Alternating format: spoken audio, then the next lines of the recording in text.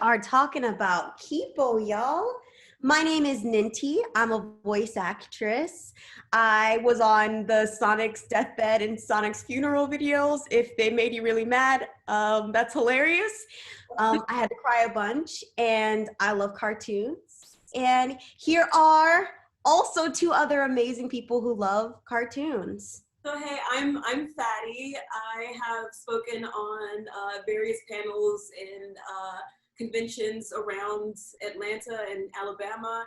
I spoke at PlayOnCon doing women in fandom, and I studied media theory in college and film theory, and like I write posts on Facebook and Twitter and stuff about like media. Hi guys, I'm Mariah. I've basically just been watching cartoons and anime and playing video games pretty much my whole life, and I just really like analyzing media. So. All right, let's jump right in. Okay, so when I first started watching Kipo, I was thrilled at how Black it was. What does that mean to you guys? Okay, so for me, it was a really huge deal seeing Kipo and how Black it was, because it's a post-apocalyptic story, and usually stories about the future don't have us in it.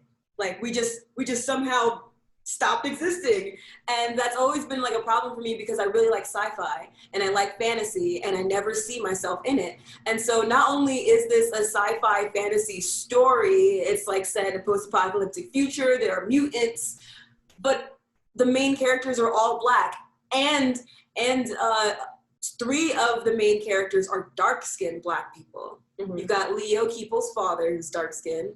You've got Benson, and you have Wolf. All are dark-skinned, all have 4C hair. Kind of a big deal. Yeah, I mean, the whole like thing with the three main characters all being Black, and like Kipo's biracial, but still, she's still Black. Mm-hmm. Like, I literally tried to even think of a cartoon that I could think of that's recent that has a main character that's Black. Like, even just one. And I could barely think of even just a person of color. And I could barely think of any besides like maybe like Avatar: The Last Airbender. But like for the most part, like the main character is always white, or at least white appearing in many anime and many cartoons. Mm-hmm. So to see multiple Black people as main characters in the cartoon, like Kipo's doing that, man. They also like make you immediately aware of the fact that Kipo is Black.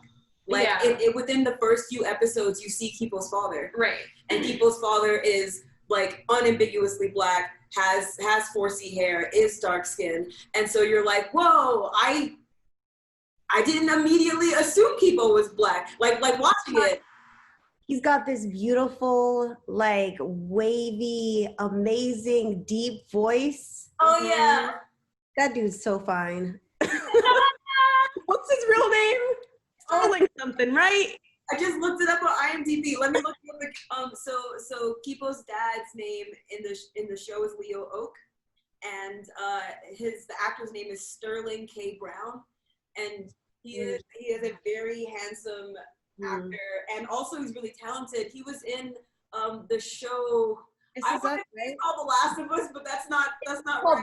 That's a game. It's called This Is Us, right? I'm talking about This Is Us. This is us. He's in that. Yeah, like he's got these beautiful bags under his eyes. Like I don't know how he makes it look good, but it's amazing. You know, that's actually it's an African phenotype to have bags under your eyes like that. Like it's directly from, I forgot which like peoples in Africa, but I used to always hate that about the way that I looked, that I had these like bags under my eyes.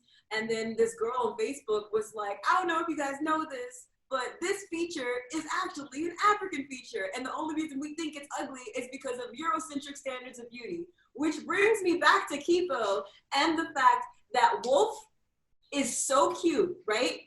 But she also she just has her hair. Just like people would have been like, if Wolf was a real girl, people would have been all like, they need to do her hair. She needs to get her hair done. But like, does she? Her hair is what it is, you know? Like she just like has her hair natural. And when was the last time you saw a dark-skinned animated girl character with natural 4C hair? I mean, this is a really great question, but this year has been amazing for animation because Craig of the Creek has an entire Black family. And I feel like Jessica, that's Craig's little sister. I feel like if she was thrown into the world of Kipo, she would be like Wolf. Like she's very Really? and she's adorable. Yes, you should watch it. I kind of want to hear Ninti's next question. Wait, I think you should also speak to the fact that there's like the Black characterizations in the show, what it means to you, because you're also Black. I mean, Wolf's character, what she means to me, like being super adorable while at the same time very confident and feisty and just like self-sufficient. I really feel connected to that character because I'm a really cute Black girl who is also very feisty and confident. And so it's amazing to be able to see a character like Wolf in Kipo.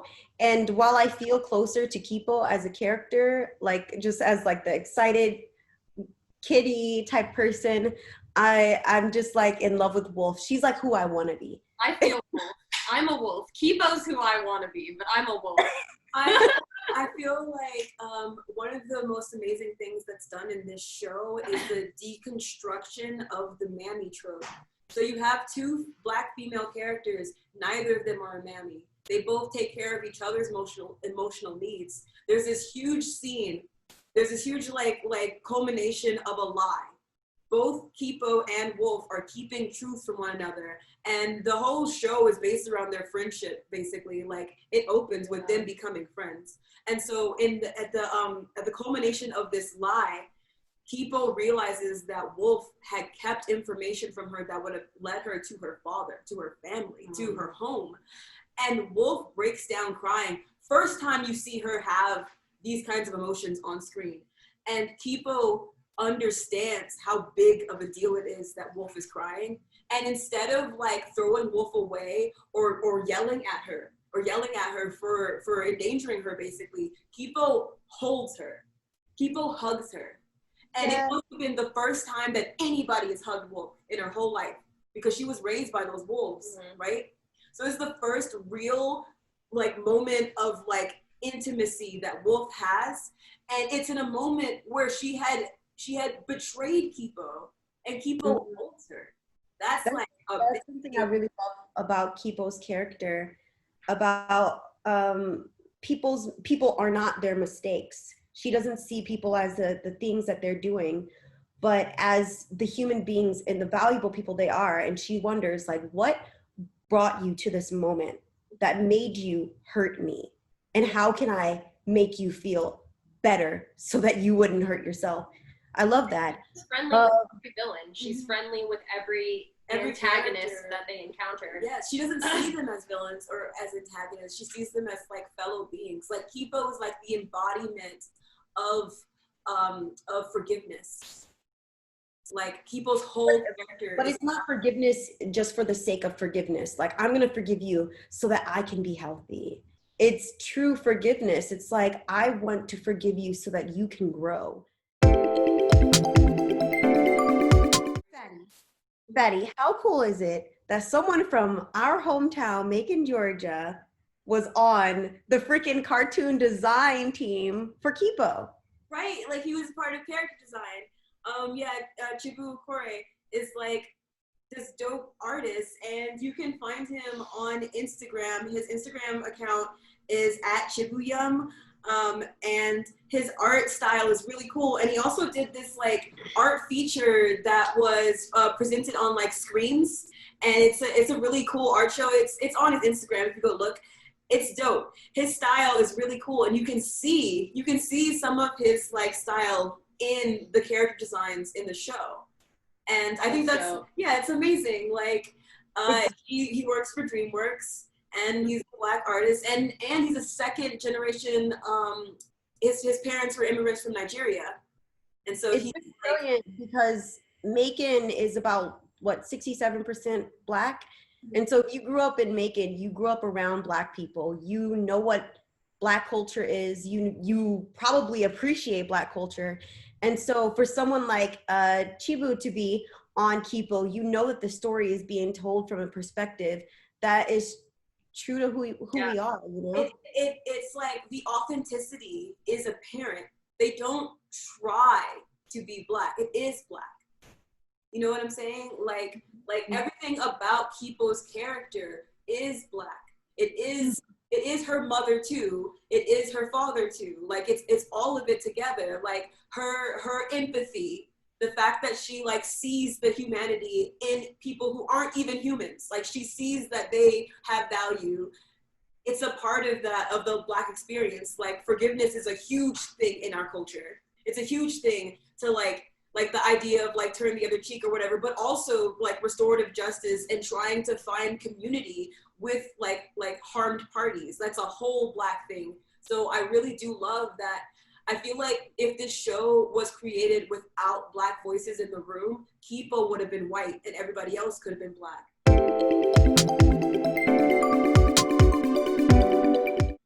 All right, so let's get into Kipo's biraciality. Mariah, you identify as biracial. What is it like seeing a character like Kipo on the screen?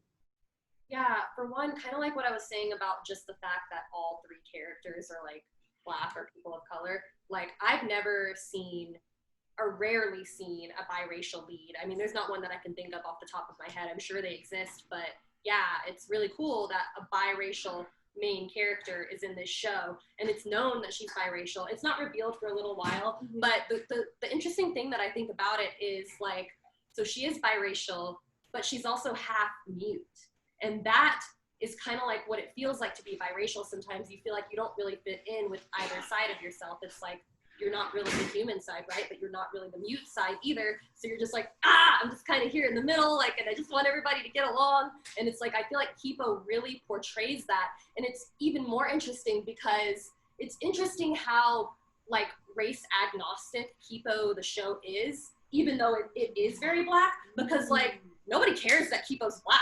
Nobody's like, oh, get out of here, you're Black. It's like, oh, get out of here, you're mute. So that's like a weird but like different way to look at what Black people and many people of color might deal with in their lives. But Kipo's experiencing it because she's a mute. Even though she's biracial, the issue is the muteness. It's nothing to do with her race. So it's a really cool way to look at it. Mm-hmm. Yeah, I like her character a lot. I love the use of the word race agnostic. Like that's very interesting. I never heard that terminology put together, but you're right. Like it's the same way that Vincent's character being gay is he just is. Mm-hmm. It's just a normal function of who he is as a person. The same thing with the race. Like these characters are Black. Okay. Yeah, it's like nobody cares because it's normal because humans are few and far between, right? So it's just humans living together. Nobody cares what race of human you are. Like race isn't a thing anymore. It's are you a mute or are you not a mute? Right. That's interesting. What is you guys' favorite song from Kipo? I mean, honestly, this is my favorite question, so I'm gonna jump in. My favorite song is Yum Yum Hammer Paw because I love folk music. I love the banjo. For some reason, country music resonates with me, but only recently.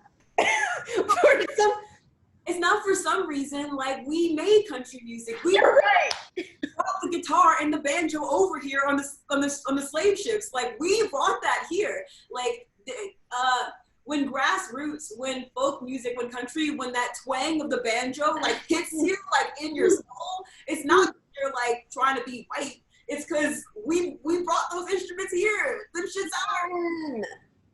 Yes, the banjo, like the twang hits. It does hit. I love the Timber Cats. Like, yeah, they're my favorite mutes by far. But my favorite song is, what is it called? The one that Hugo plays? Play it. In my head. Oh my God, Play It in My Head. Yeah, his little piano solo. Like, damn, why man, is that, my why heart that one hit you so hard. Just because, like, he's so talented and no one will ever hear his music and he knows it. He just has to play on his own and nobody will ever realize his talent because nobody can know or he'll be taken away. It's sad. Like, it's like, there's a lot of things you could compare to that. It's like, it's emotionally compelling with him being a lab like animal. Yeah. Like I never considered, or that's not true, I've considered it before, but like this show really makes it apparent how awful it is to test on animals as if they aren't living beings. And Hugo, before he becomes Scarlemagne, like Hugo has this whole like world, even though he only lives in this one room. He can play the piano, he can sing, he has all of these like beautiful thoughts about like freedom and what it would mean to be a family together. And he can't even play his music because the line when he's like, says that he has perfect pitch and a perfect ear, but nobody will ever hear his song. Hugo! No, my baby! No, man, that broke me. Oh my God, I cried. Yeah. I mean, like, what I really like about Hugo and Scarlemagne as a character is you can tell that those moments with Song and Leo in the lab really informed his insecurities later on because they kept leaving him. And so he probably formed this like codependency. And so when he has that scene with the little monkey with the big eyes, I don't know her name, but he's asking if the painting is beautiful. And she's like, oh, you look very dignified in that painting. And he's like, well, do I not look dignified in real life? And like, it really hurts to see how insecure Hugo is as a character. And that song just like really like puts that nail in your heart and twists it. Well, you understand why he feels the way you feel his pain in that song. I want to compare that song. And Scarlemagne to Scar's Be Prepared. Dude. Scar sings Be Prepared, and there is so much sadness in that song. Be prepared. But he's just so bitter and angry because he's never going to be seen as a valuable member of his family in his head. In his mind, he's not valued. Despite the fact that Simba clearly loves him, Scar doesn't think that he's valued because he's not royalty. Whereas Scarlemagne, as Hugo in this song, this is his villain song. He plays some of this later on in his piece, and it's like he wants to be loved. He wants to be seen, and you can see like both of these characters, like they just want to be valued. That's literally their whole thing about getting power. Yeah, it's their idea of value. Their idea of value 100% comes from being king or being seen as powerful, because they weren't taught that love and value is not being in this hierarchical structure. They weren't taught that love is when your parent hugs you and sings to you, because they didn't sing to him. He had to sing to himself. Like Kipo literally got a song, which brings me to my favorite song. So my favorite song in Kipo is the first song. It's I forgot what it's called. Sunlight, but we have each other, and that's even better. Like that song. Okay, so that song speaks to me for a variety of reasons, but the first reason is that every time I hear it, it hits me differently. So the first time I heard that song, it made me think about what it would mean for my dad to sing to me, because my dad played the guitar too, and I didn't get that kind of interaction with him. And he was like Kipo really like hits me because her father reminds me of my father if my father had been capable of like loving me the way that I needed to be loved. Aww. And so like the first time I heard that song, I cried.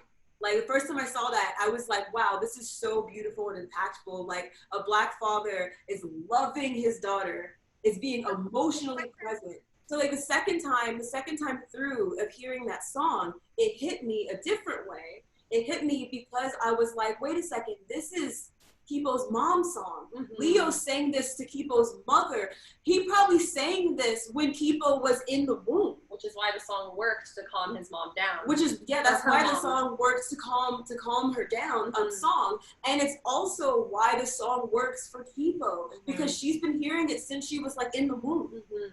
Third time around watching it, because I watched Kippo 3 times. The third time around watching it, the song hit me in this whole other way because of the corona that we're living through right now. And they're singing about, despite the fact they don't have sunshine or weather or starlight, they have each other.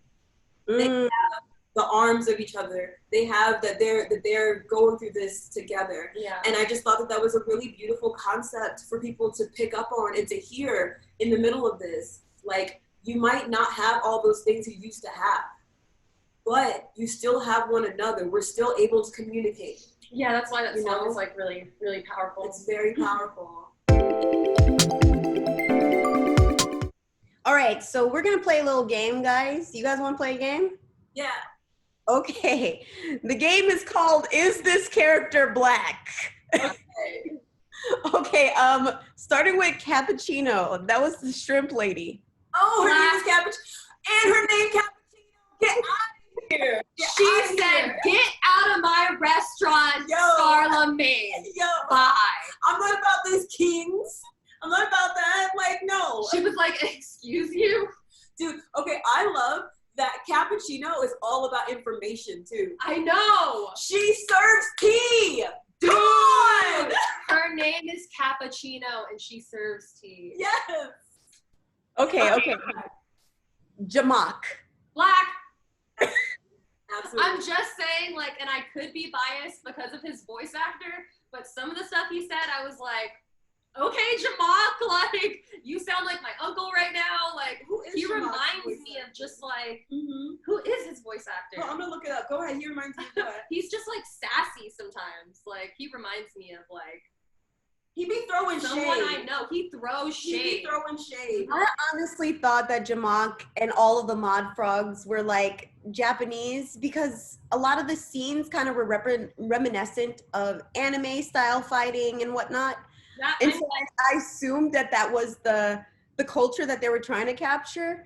But you guys have a really, like, he's smooth as hell. Oh, I mean, he's smooth as heck. Dude, he really is. Sorry. Yes. Okay. Wait. So Jamak, and the Mod Frogs are, I think, I don't know if it's intentional or not, but it's a reference to there's a Disney movie about this kid who's an orphan and he's an inventor. Do you know which one I'm talking about? No. Oh, man, what? No. Okay, so he's an inventor. Oh, yes. Oh my gosh, it's a reference to the Meet the Robinsons. Meet the Robinsons. So in Meet the Robinsons, there are these sentient frogs that dress up in suits and they have this like mob mentality and they love like jazz. Like they love jazz, man. Yeah. That just makes them seem more black to me, but okay. I mean, it does though. Do they even like jazz in Kippo? I'm way off topic. I don't remember if the mod frogs like jazz in Kippo, but There were songs, but I don't remember the songs that were played. All right, guys. Reference though. Is Dave black? Yes. Dave is black. Dave is black. Yeah. You guys were like, yeah, like I don't even have to, like, obviously.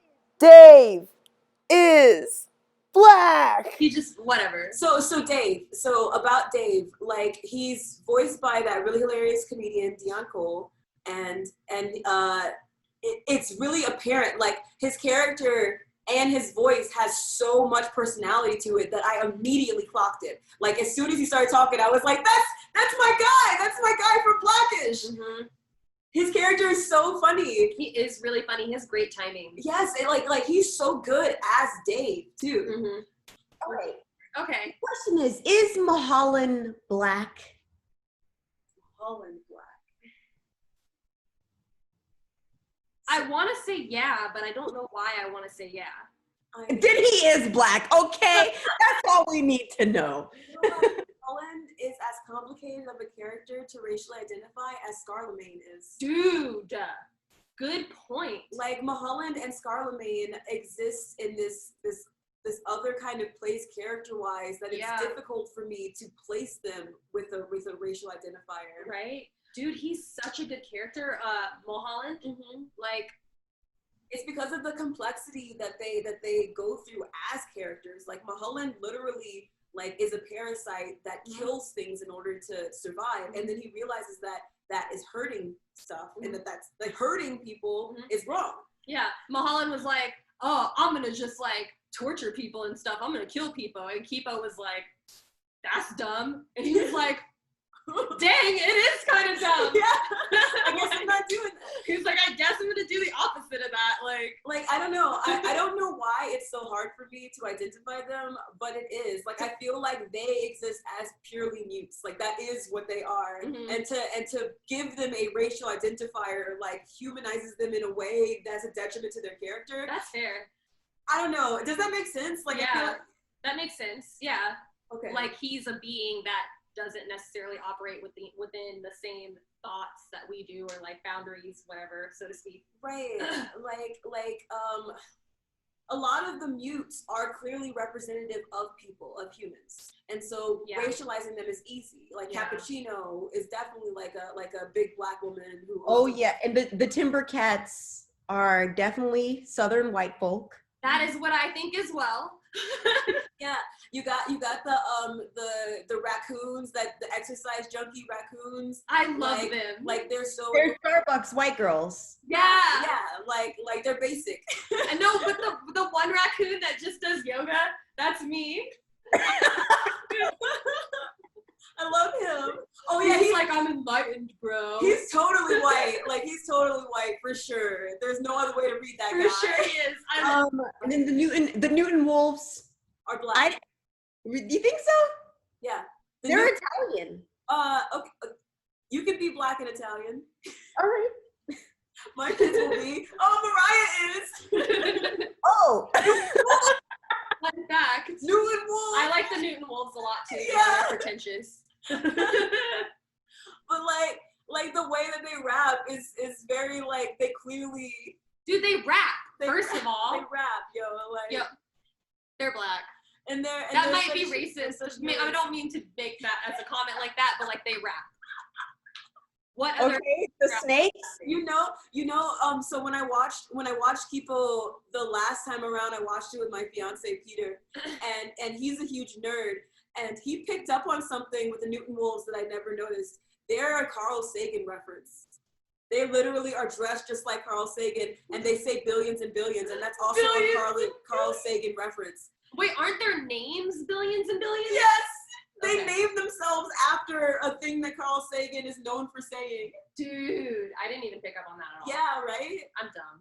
No, Okay. we're not. So that concludes our game of Are the Characters Black?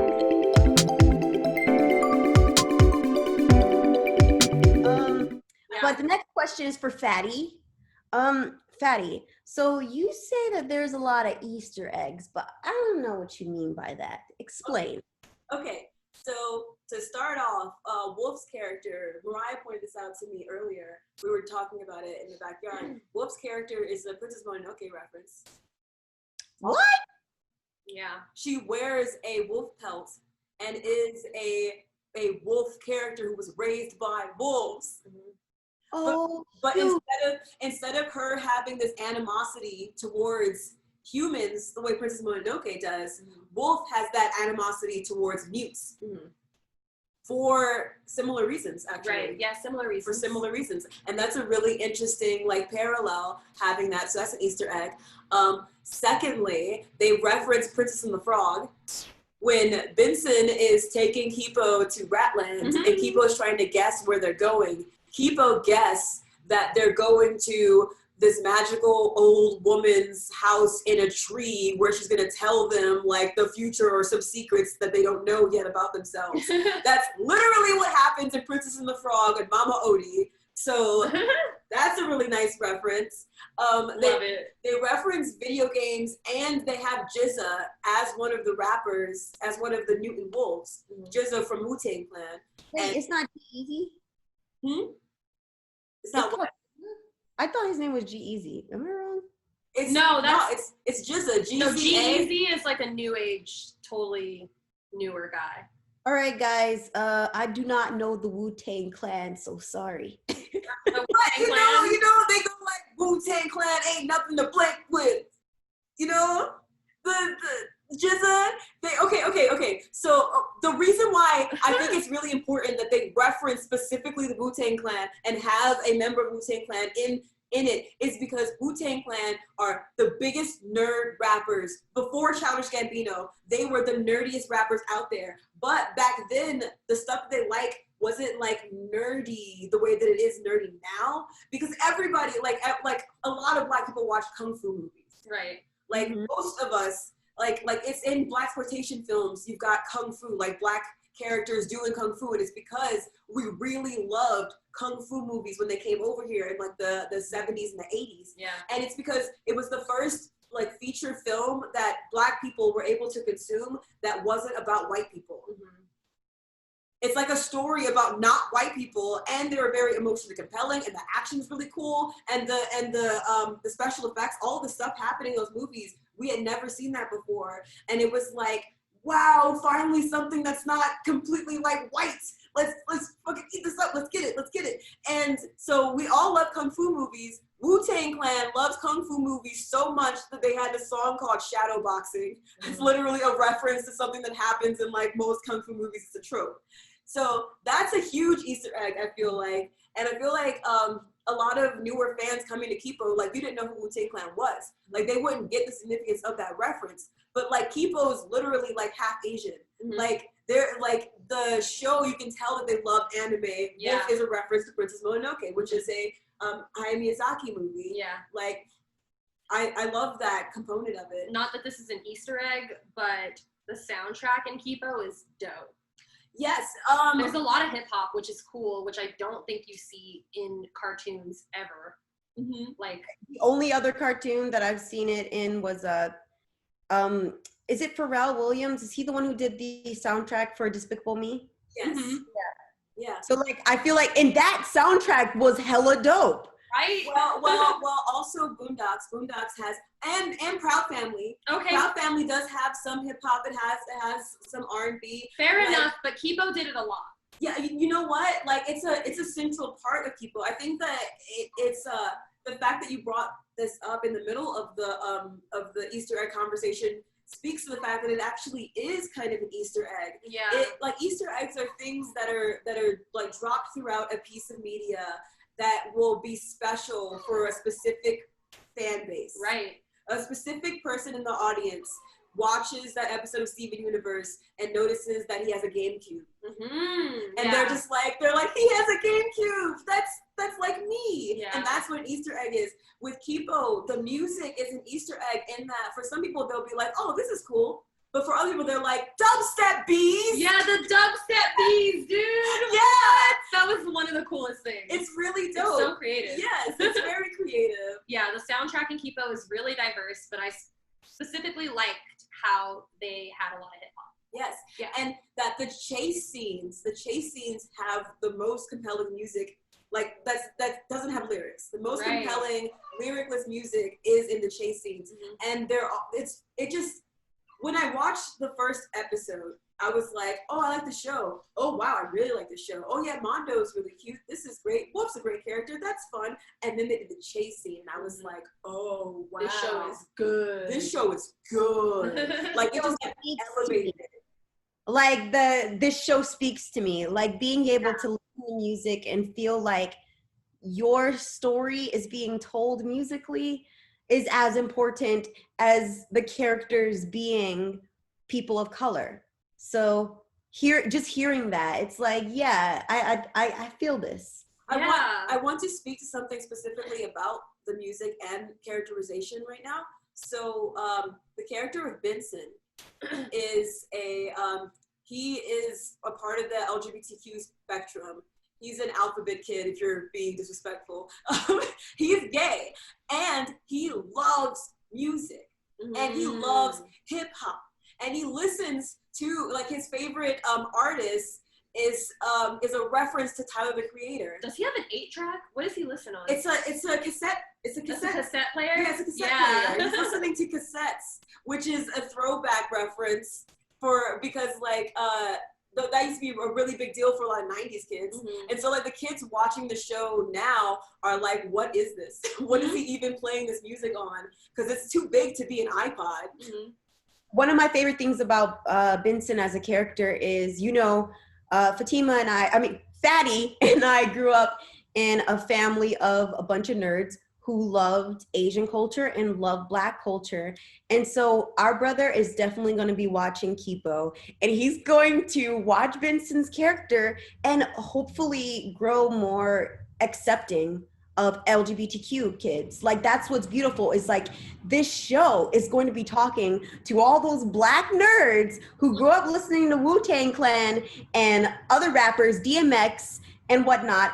And these guys may not necessarily be as immediately like accepting of this sort of story, but I feel like it's gonna humanize people that they haven't interacted with on a daily basis, if that makes any sense. Yeah, that's what's important about the way they told Benson's story, and just didn't make him being gay a thing. It's like, yeah, he's just gay. He does all the stuff that you probably like to do too.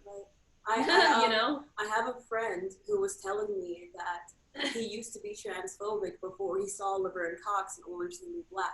Dang. And literally the existence of a sympathetic, humanized trans character that was played by a trans woman on screen changed him as a person. So I think you are right that like literally just being able to relate to Benson's character and then find out that he's gay, and you're like, oh, well, I guess I can relate to gay people. I guess gay people are just like I am. Yes. And it's just like, it's that small thing that starts you down the journey of unlearning homophobia.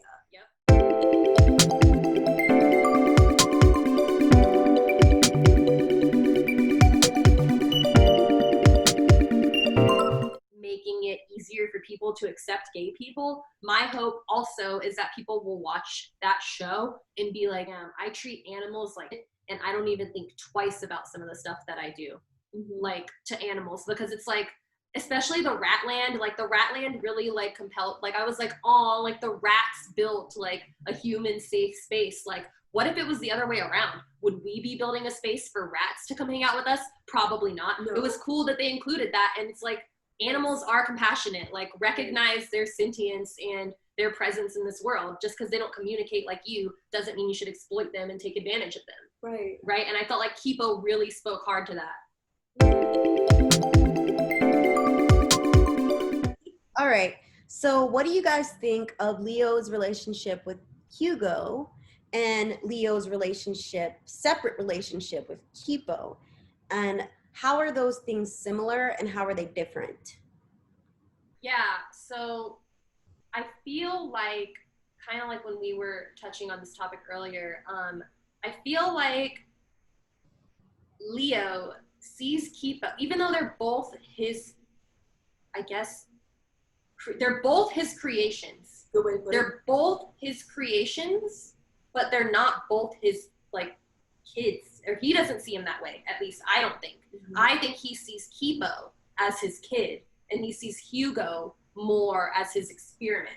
And that's why he was able to make the decision to leave Hugo for Kipo's safety without even giving Hugo a chance to prove that he could be safe, because Hugo was, a failed experiment, kinda. And I'm sure it wasn't as simple as that. And he does have feelings for Hugo that go deeper than that, but it was kind of just like he was brushed aside because he had to keep his child safe.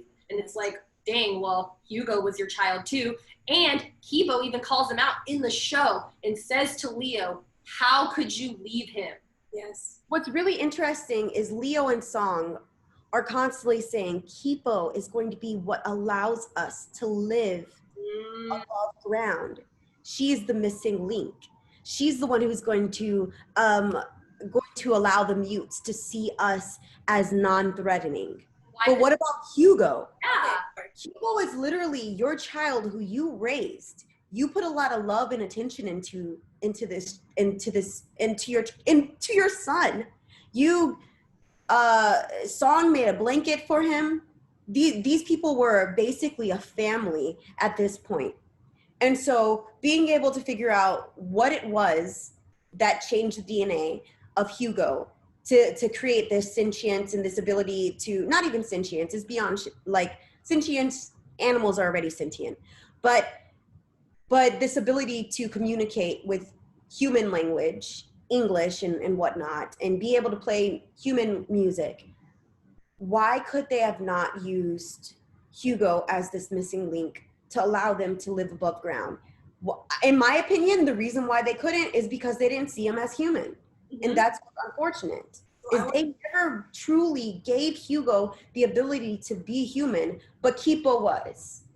So I want to speak further to the question of the difference between Hugo and Kipo. Trauma. Hugo is an immensely traumatized child. He's experimented on.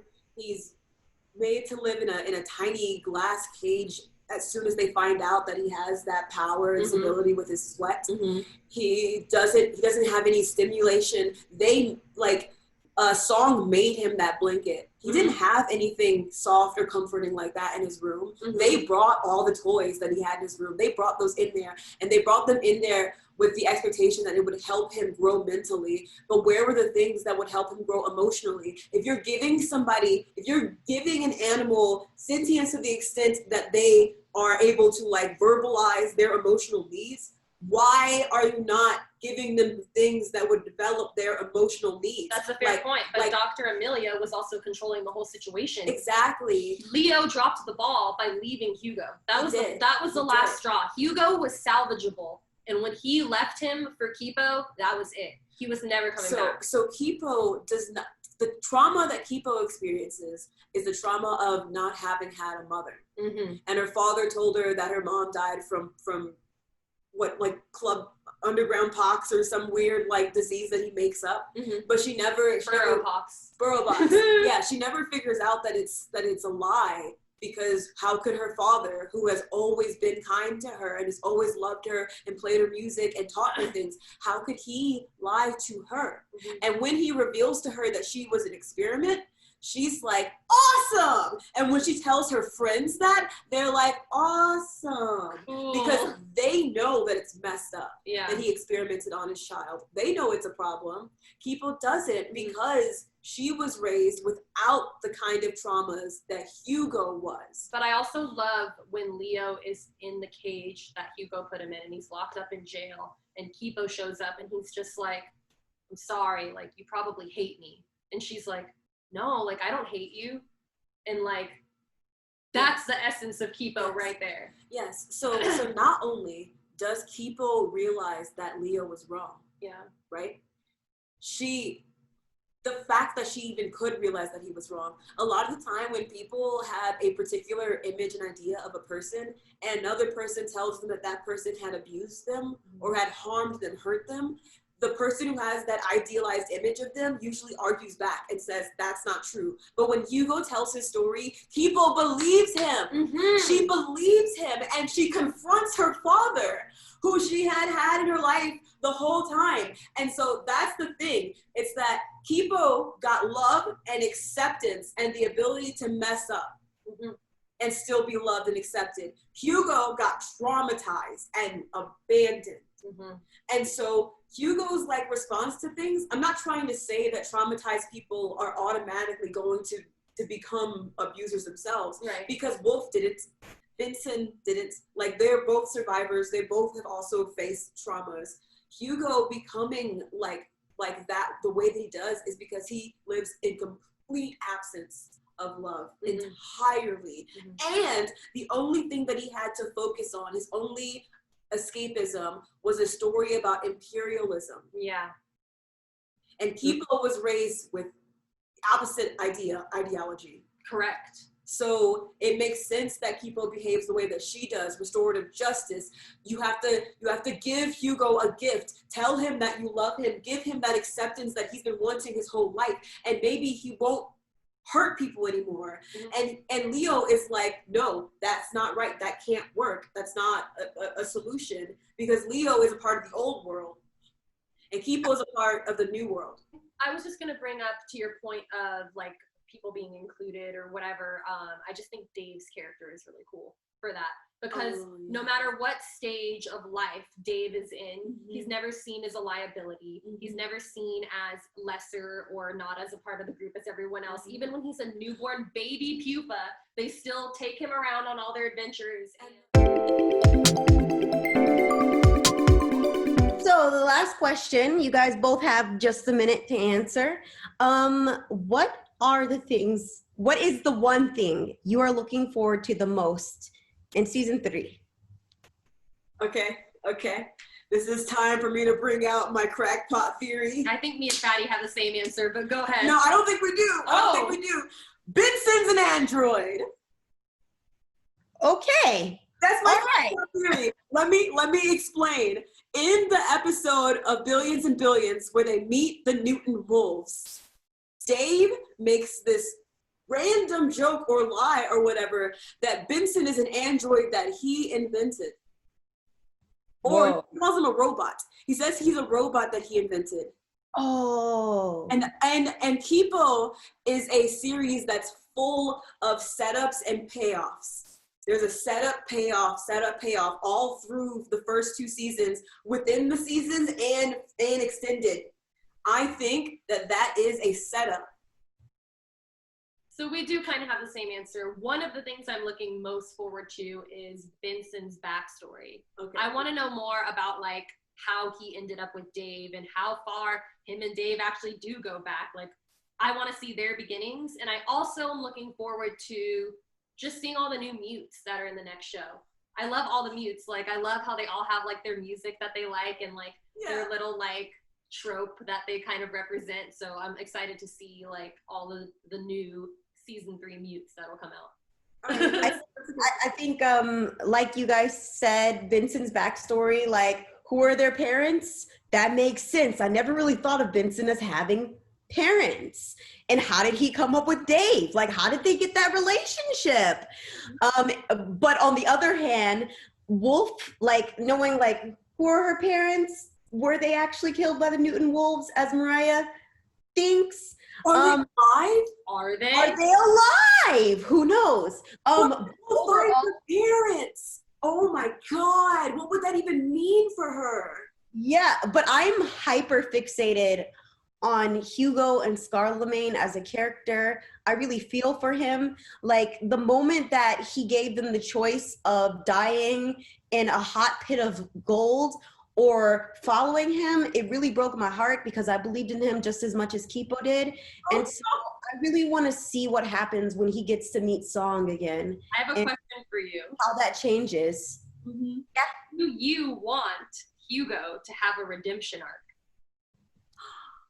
Yes. Yeah? Oh my God, yes. Yeah?